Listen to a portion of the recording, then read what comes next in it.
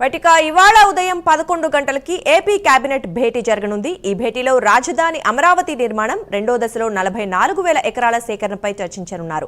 అలాగే 4 హెచ్ఓడి టవర్ల టెండర్లకు, తల్లికి వందనం నిధుల విడుదలకు కేబినెట్ ఆమోదం తెలపనుంది. అంతేకాకుండా అమరావతిలో 5,000 ఎకరాల్లో ఇంటర్నేషనల్ ఎయిర్పోర్ట్ నిర్మాణానికి కూడా కేబినెట్ ఆమోదం తెలపనుంది.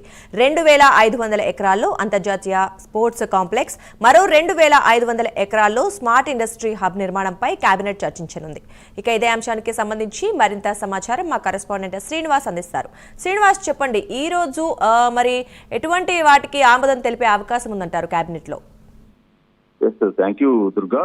ఈ రోజు ఉదయం 11 గంటలకు ఆంధ్రప్రదేశ్ రాష్ట్ర మంత్రి మండలి సమావేశం జరగబోతుంది.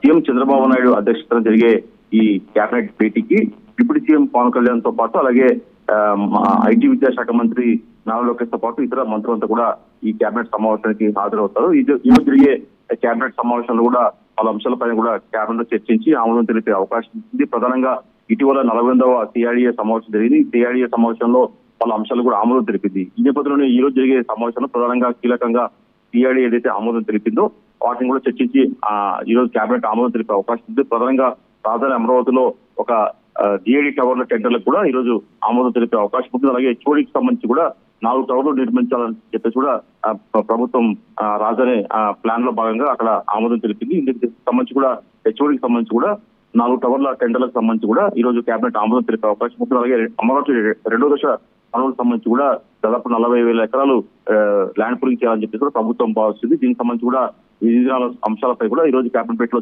చర్చించి ఆమోదం తెలిపే అవకాశం ఉంటుంది. అలాగే అమరావతిలో దాదాపు 5,000 ఎకరాలు అంతర్జాతీయ విమానాశ్రయం నిర్మించాలని, అలాగే ఒక అంతర్జాతీయ స్థాయిలో స్పోర్ట్స్ కాంప్లెక్స్ నిర్మించాలని చెప్పేసి కూడా సిఐడి ఆమోదం తెలిపింది. వీటిని కూడా ఈ రోజు కేబినెట్ భేటీలో చర్చించి ఆమోదం తెలిపే అవకాశం ఉంటుంది. అలాగే వివిధ సంస్థలకు సంబంధించి కూడా పరిశ్రమలు, వివిధ సంస్థల స్థాపనకు సంబంధించి కూడా భూముల కేటాయింపు కూడా ఈ రోజు కేబినెట్ లో చర్చించి భూములు కేటాయించే అవకాశం ఉంటుంది. అలాగే తల్లికి వందనం సంబంధించి కూడా నిధులు విడుదల చేసే అంశంపై చర్చించే అవకాశం ఉంది. అలాగే జూన్ 21న ఏదైతే యోగాంధ్ర కార్యక్రమం ఉందో దానికి విశాఖలో ప్రధానమంత్రి నరేంద్ర మోడీ రాబోతున్నారు.